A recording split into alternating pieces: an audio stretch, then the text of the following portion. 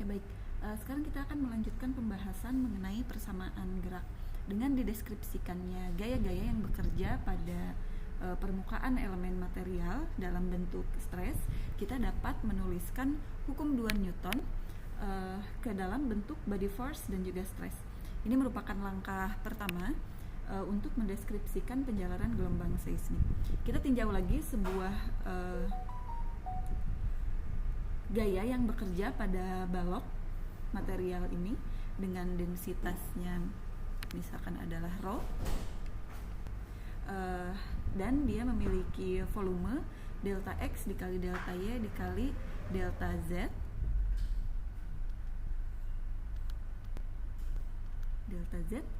dengan sisi-sisi tegak lurus sumbu koordinat. Kita ambil sumbu koordinatnya, ini X, ini Y, ini Z, seperti itu.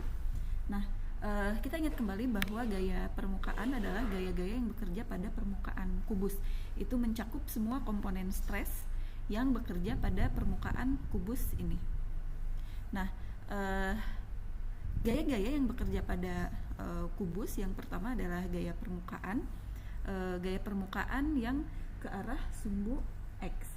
Jadi total gaya permukaan yang bekerja ke arah sumbu X itu adalah hasil penjumlahan dari 3 suku, gitu ya. Masing-masing suku merupakan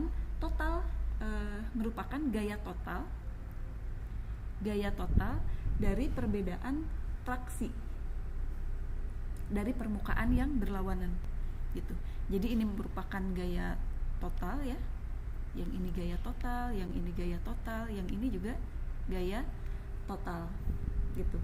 Nah, gaya totalnya dari perbedaan traksi. Ini lihat, ini adalah perbedaan traksi. Yang sebelah sini adalah perbedaan traksi dari permukaan yang berlawanan. Dari permukaan yang berlawanan. Nah, karena gaya merupakan stres dikalikan luas permukaan ya. Karena kalau misalkan kita balikan persamaannya, stres itu adalah gaya per satuan luas. Maka jika kita ingin memiliki gaya F, maka kita harus mengalihkan stres dengan luasnya, gitu ya. Oke, kita ambil contoh suku pertama. Misalkan suku ini melibatkan delta antara traksi dengan arah normalnya ke arah sumbu X, gitu ya. Yang normalnya ke arah sumbu X ada permukaan ini, yang depan dan yang belakang ya. Yang depan itu adalah normalnya ke arah X positif, yang belakang normalnya itu ke arah X negatif, gitu, ke sana. Sigma, ya sigmanya ke sana, gitu ya. Jadi di sini kita memiliki sigma XX positif, lalu ditambahkan dengan stres yang selisihnya, gitu ya, selisihnya, dan ini dikurangi sigma XX yang ke arah belakang, dikalikan ini luas permukaannya. Nah, kita lakukan hal yang sama terhadap permukaan yang arah normalnya ke arah sumbu Y, yang ini, dan tentu ada yang ke sini, gitu, yang ke sini, yang berlawanannya ke arah negatif ya, sigma YX, dan ini perbedaannya, gitu. Nah, dan juga yang arah normalnya ke sumbu Z, jadi suku yang ini, gitu. Nah, jadi gaya permukaan arah X ini adalah penjumlahan dari ketiga suku tersebut. Dari persamaan ini kita lihat bahwa komponen stres yang saling berlawanan arah seperti sigma ZZ misalkan ya, sigma XX, ini akan saling menghilangkan, gitu. Nah, akan saling menghilangkan karena ini positif, ini negatif, gitu ya. Jadi ini bisa saling menghilangkan begini. Nah, sehingga hanya tertinggal sisa suku itu adalah turunan parsialnya. Suku yang tertinggal adalah turunan parsialnya saja gitu. Nah, suku ini yang berkontribusi pada total gaya permukaan gitu. Dari sana, secara fisis kita dapat simpulkan bahwa variasi spasial, ini variasi spasial ya, karena terhadap X, Y, dan Z gitu, dari medan stres lah yang berkontribusi terhadap total gaya gitu, bukan si stresnya itu sendiri gitu, tapi variasi spasialnya. Karena ini kita lihat suku yang tersisanya adalah suku turunan parsialnya. Lalu kita dapat melakukan hal yang sama terhadap gaya-gaya yang bekerja pada arah Y dan juga pada arah Z. Jadi gaya yang bekerja pada permukaan arah Y itu adalah 3 suku ya. Jadi sigma YY, sigma XY, dan juga sigma ZY. Demikian pula dengan gaya permukaan arah Z, yaitu sigma ZZ, sigma XZ, dan juga sigma YZ. Jadi ketiga suku itu kita jumlahkan, lalu stresnya itu saling menghilangkan ya, komponen stresnya yang berlawanan arah. Jadi kalau di sini sigma ZZ gitu dengan negatifnya sigma ZZ itu akan saling menghilangkan, tinggal suku turunan parsialnya, diferensial parsialnya gitu. Nah, lalu setelah gaya permukaan kita memiliki gaya body ya, body force. Body force yaitu gaya yang bekerja pada kubus. Ini adalah gaya-gaya yang bekerja pada seluruh bagian dari kubus ya. Contohnya adalah gaya gravitasi misalkan. Total dari body force yang bekerja pada kubus ini bisa kita tuliskan sebagai Fi dikalikan delta X, delta Y, delta Z, di mana Fi ini adalah gaya per unit volume pada pusat dari kubus atau balok ya. Jadi total gaya adalah jumlah gaya permukaan pada setiap bidang permukaan dengan body force di dalam materialnya gitu. Itu adalah total keseluruhan gaya. Nah, jika terjadi kesetimbangan antara gaya-gaya yang bekerja pada kubus, maka akan ada perubahan momentum, maka akan berlaku hukum 2 Newton, di mana sigma Fx, ini kita ambil yang ke arah X dulu ya. Jadi sigma Fx adalah total gaya permukaan ditambah gaya body force gitu, sama dengan MA, di mana masanya bisa kita ganti dengan rho dikalikan dV, di mana dV itu adalah hasil kali dari sigma X, Y, dan Z, dan A itu adalah turunan 2 kali dari displacement terhadap waktu. Nah, ini adalah gaya permukaan ke arah sumbu X ya, suku yang ini. Lalu ini adalah body force ke arah X gitu. Oke, kita akan substitusikan besaran-besaran ini ke dalam persamaan hukum Newton 2. Maka kita akan peroleh persamaan gerak seperti berikut. Ini yang ke arah sumbu X, ini yang ke arah sumbu Y, ini yang ke arah sumbu Z. Nah, jika dituliskan secara keseluruhan, maka persamaan gerak yaitu rho turunan 2 kali dari displacement ke arah I terhadap waktu sama dengan sigma Ji ditambah Fi. Nah, ide elastisitas pada penjelasan mengenai hubungan konstitutif merupakan menunjukkan bahwa persamaan gerak itu memiliki solusi yang mendeskripsikan 2 tipe penjalaran gelombang seismik atau gelombang elastik, yaitu gelombang kompresi dan juga gelombang geser, compressional wave dan juga shear wave. Nah, lalu kita akan melihat bahwa kedua tipe gelombang ini menjalar dengan cara yang berbeda, tentu dengan kecepatan yang berbeda tergantung dengan properti elastis dari material. Nah, pendekatan yang kita lakukan yaitu untuk menunjukkan bahwa persamaan elastisitas memiliki solusi persamaan penjalaran gelombang yang secara konsep itu sama dengan bagaimana kita menunjukkan sifat fisis tali yang menyebabkan penjalaran gelombang. Jika kita substitusi persamaan konstitutif ke dalam persamaan gerak yang ini, maka kita akan memiliki suku seperti berikut. Jadi contohnya misal kita akan substitusi ke sini ya.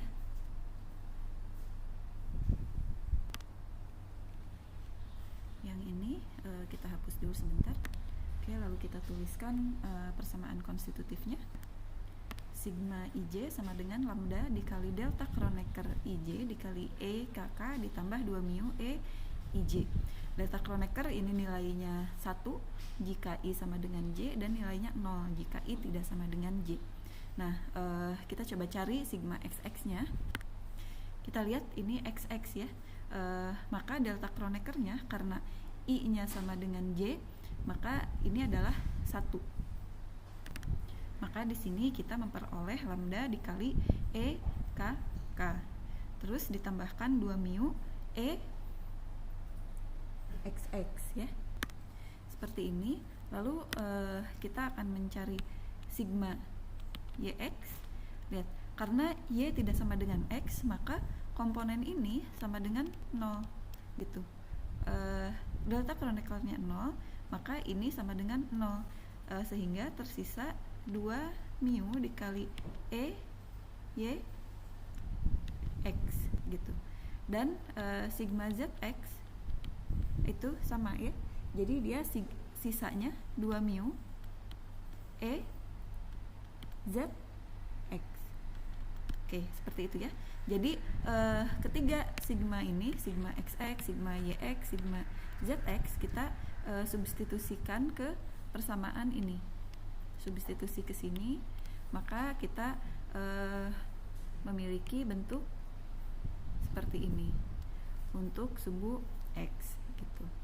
Nah, kita substitusikan persamaan strain yaitu perubahan volume relatif atau EKK itu sama dengan do U do X ditambah do V do Y ditambah do W do Z.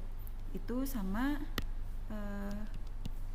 dengan del dari U ya.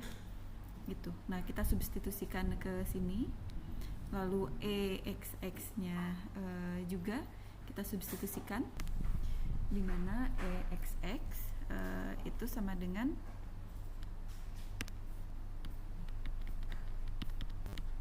do U do X gitu ya.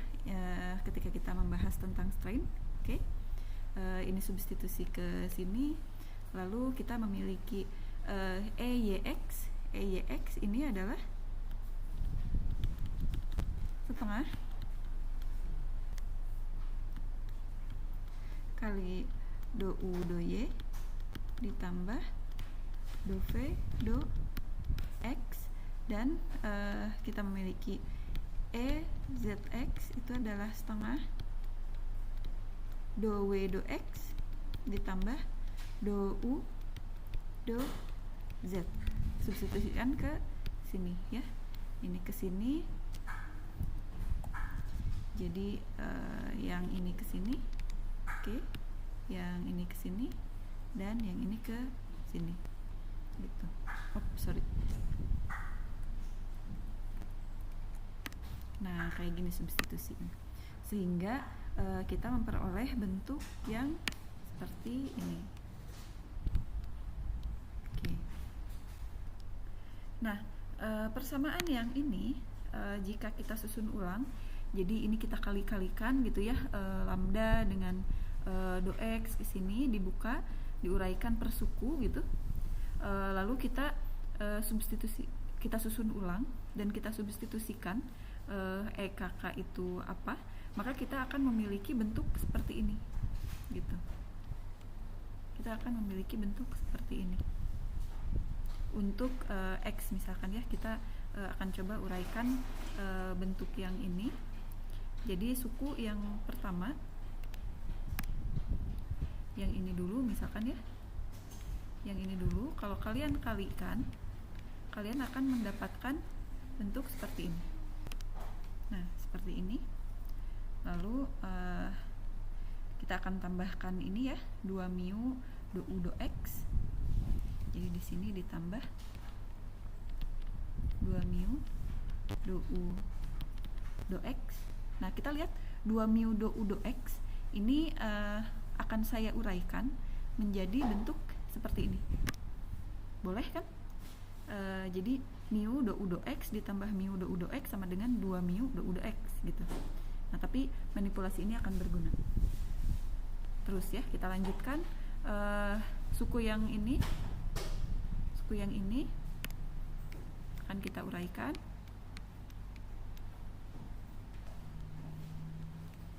Ini saya tulis ke bawah aja ya. Kalian lihat, ini dia memiliki, ini ada 2, ini ada setengah, ini jadi coret gitu ya. Jadi saya akan mengalihkan do do y dikali mu dikali do u do y dan do v do x seperti ini. Oke, lalu terakhir suku selanjutnya yang ini sama-sama ada 2 ya, ini 2 coret. Kita akan mengalihkan yang bentuk ini dan bentuk ini jadi seperti ini ya. Nah, kita akan kumpulkan.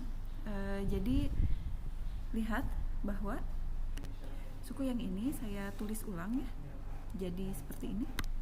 Nah, lihat, ketiga suku ini dia memiliki do x dikali lambda. Ini do x dikali lambda, do x dikali lambda. Maka kita bisa keluarkan sukunya jadi seperti ini. Nah, bisa kita tulis seperti ini. Lalu kalian perhatikan, ini 2 suku yang ini ketinggalan ya, karena itu harusnya dikalikan dengan do x. Kita lihat, nah ini ada kurungnya kan. Nah, sebelah sini ada kurungnya. Jadi ini harus saya kalikan lagi dengan do x gitu. Saya akan tulis di sebelah sini. Nah, jadi seperti ini kira-kira ya. Kita perhatikan lagi bahwa ada beberapa suku yang mengandung mu dan do x gitu. Seperti suku ini ya, 1 gitu. Lalu ada suku yang mana lagi? Yang ini. Atau jangan dulu yang itu. Kita akan kumpulkan dulu suku-suku yang memiliki turunan parsial yang sama ya ininya, terhadap ini kayak ini terhadap x dan ini terhadap x dan ada mu-nya gitu. Jadi di sini saya mau nulis ulang yang ini ya, dan juga yang mana nih, yang ini, terus yang z dengan z. Nah, yang ini. Oke, saya mau tulis yang itu. Ini berarti ditambah mu, yang ini dulu ya, yang ini dikalikan do kuadrat u do x kuadrat. Oke, yang ini menjadi mu do kuadrat u do y kuadrat ditambah mu do kuadrat, yang ini terakhir do kuadrat u do z kuadrat. Oke. Nah, suku yang sisanya yang ini ada 3 ya, dan yang ini. Oke, akan saya tuliskan ini menjadi mu do X dikali do U do X ditambah, nah ini bisa kita pindah tukar posisikan gitu ya. Ini menjadi mu do X do V do Y ditambah mu yang ini juga saya tukar dengan ini gitu. Jadi mu do X do V do Z. Nah, yang warna pink ini bisa saya tulis jadi mu dikali do X dikali do U do X ditambah do V do Y ditambah do W ya. Sorry, ini do W. Yang itu do W. Saya hapus dulu. Ini do W. Nah, di sini jadi kita punya do W do Z gitu. Oke. Yang ini akan saya gantikan ya. Jadi yang ini saya hapus. Yang ini naik ke atas. Oke. Nah, suku ya. Yang ini, yang sebelah sini. Nah, yang sebelah sini ini kan sama-sama mengandung do U do X, do V do Y, do W, do Z gitu. Nah, ini bisa saya tuliskan lagi. Jadi bentuknya seperti ini. Sama dengan lambda plus mu dikalikan do X. Kalian ingat ini bentuk apa? Ini sama dengan ini ya? Itu sama dengan K gitu. Maka ini saya kalikan dengan K. Ini ditambahkan mu-nya dikeluarin ya. Ini mu-nya dikeluarin dikalikan do kuadrat U do X kuadrat tambah do kuadrat U do Y kuadrat tambah do kuadrat U do Z kuadrat gitu, ditambah fx. Ini fx nya ketinggalan semua, tambah fx, ini ditambah fx di sini aja lah ya. Nah, ini di sini ditambah fx. Ini sama dengan rho do U kuadrat do kuadrat U do T kuadrat. Oke. Jadi kita memiliki bentuk seperti ini. Nah, seperti ini ya. Seperti ini. Akhirnya kita mendapatkan bentuk ini gitu. Nah, ini suku yang sini ini merupakan del kuadrat dari U gitu, dimana del kuadrat itu adalah sama dengan do kuadrat do X kuadrat ditambah do kuadrat do Y kuadrat ditambah do kuadrat do Z kuadrat. Karena di sininya U dan U, maka bentuk ini menjadi nabla kuadrat U gitu. Jadilah seperti ini. Oke, ditambahkan dengan fx gitu. Nah, kita bisa lakukan hal yang sama terhadap gaya pada yang berarah, gaya permukaan yang berarah sumbu Y dan juga sumbu Z gitu. Nah, ini dalam bentuk vektor. Jadi turunan itu bisa dia tulis sebagai delta titik 2 gini ya, sebagai titik 2 gini. Nah, sebagai titik 2 gini. Karena ini rho turunan U terhadap T, turunan V terhadap T, turunan W terhadap T, di mana U, V, W itu adalah komponen dari displacement U.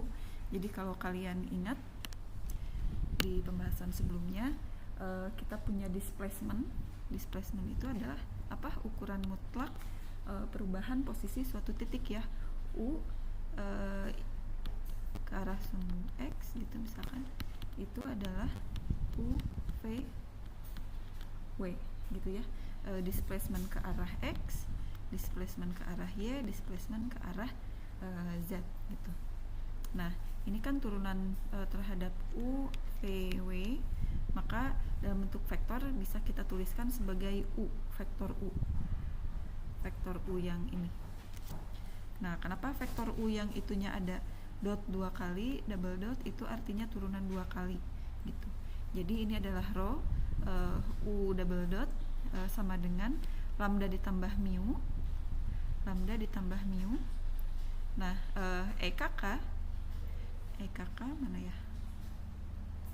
Nah, ini EKK, ingat EKK adalah do U do X ditambah do V do Y ditambah do W do Z, itu sama dengan divergensi dari U gitu ya, atau dot produk dari del dengan U atau nabla ya, nabla dengan U. Itu merupakan perubahan volume relatif.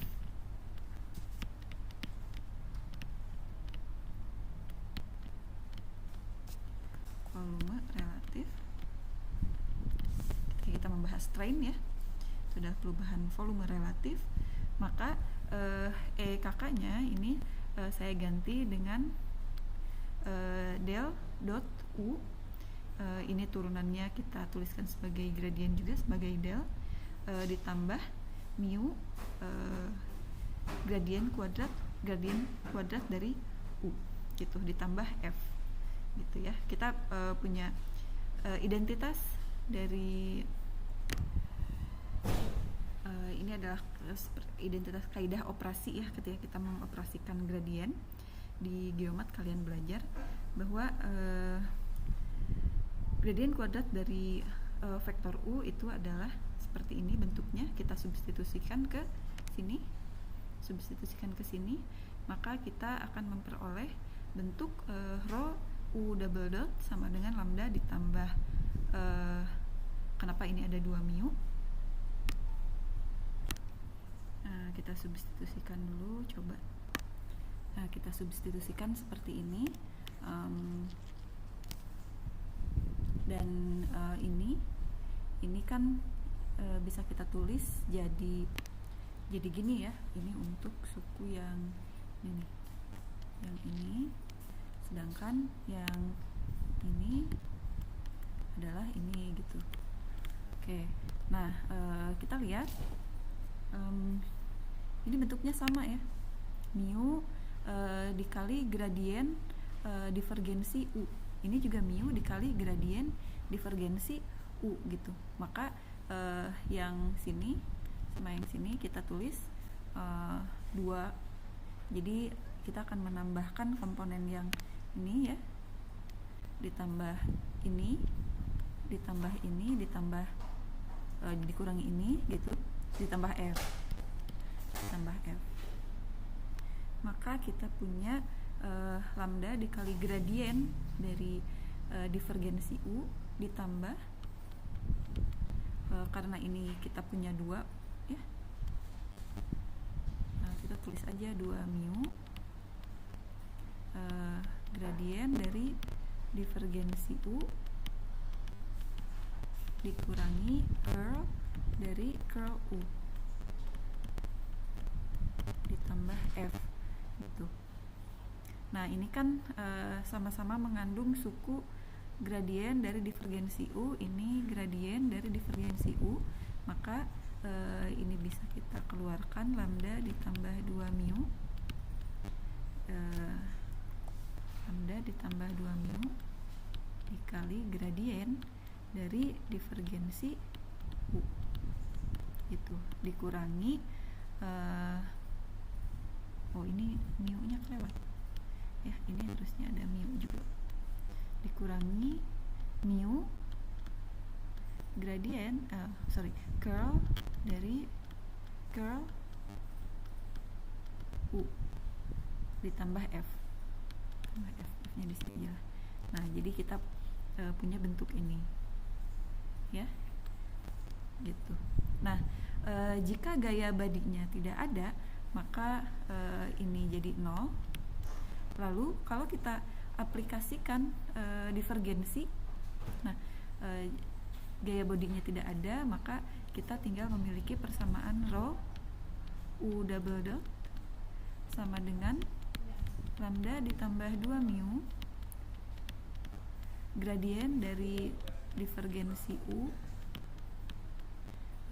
dikurangi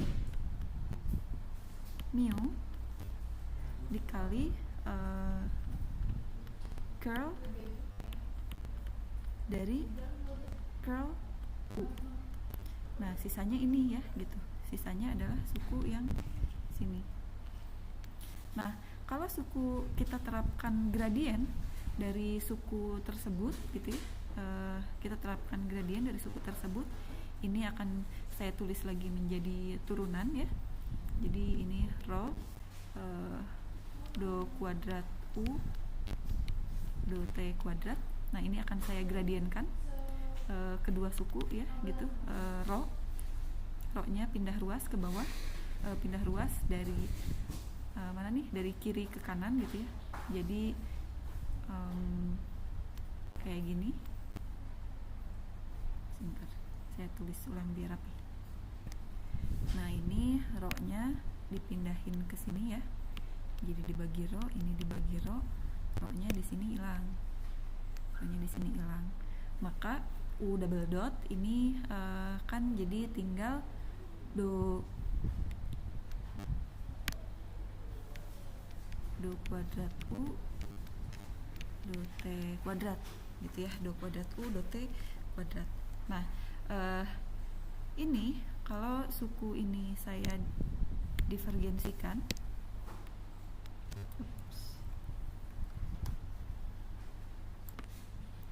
ini saya pisahkan dulu deh, kita akan pindah ke yang baru. Nah, pindah ke sini. Oke. Pertama-tama kita akan melakukan operasi divergensi terhadap semua suku dari persamaan ini. Oke.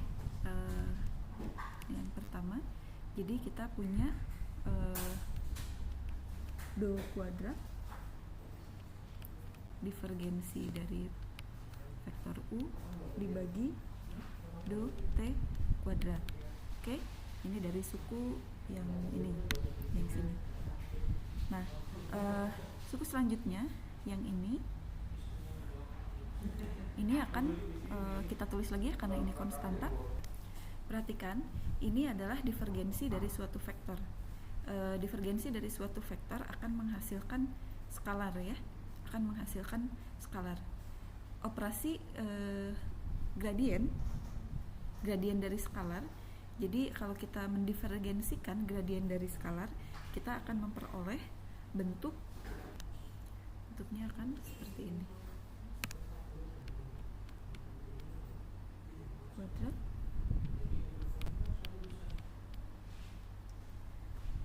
dari gitu.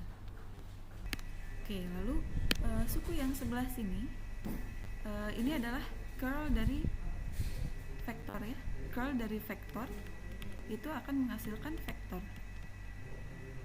Dikerlkan lagi. Nah, maka ketika kita melakukan operasi divergensi, kita melakukan dot product terhadap curl dari suatu vektor, di mana berdasarkan operator Laplacian ini sama dengan 0 gitu. Operator Laplacian gitu. Maka suku yang ini akan jadi 0 ketika kita melakukan operasi divergensi. Nah, dari operasi divergensi kita memperoleh bentuk seperti ini, gitu ya. Dari bentuk seperti ini analog dengan